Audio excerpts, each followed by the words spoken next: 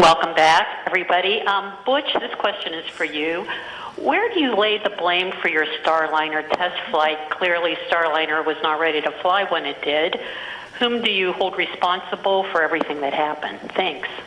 That is a question that I cannot answer in a couple of comments, but I'll start with me. There were some issues, of course, that happened with Starliner.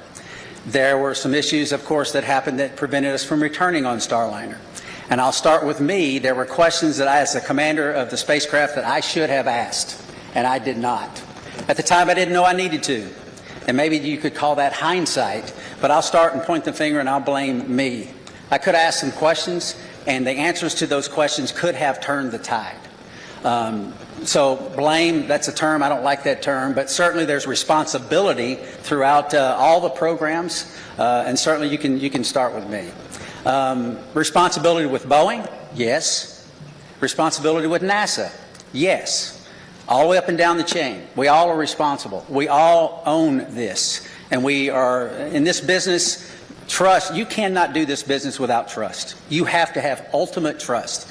And for someone to step forward and these different organizations say, hey, I'm culpable for part of that issue, that goes a long way to maintaining trust. So we're not going to look back and say this happened or that happened and that person or that issue or that entity's to blame. We're going to look forward and say, what are we going to use our lessons learned from this whole process and make sure that we are successful in the future.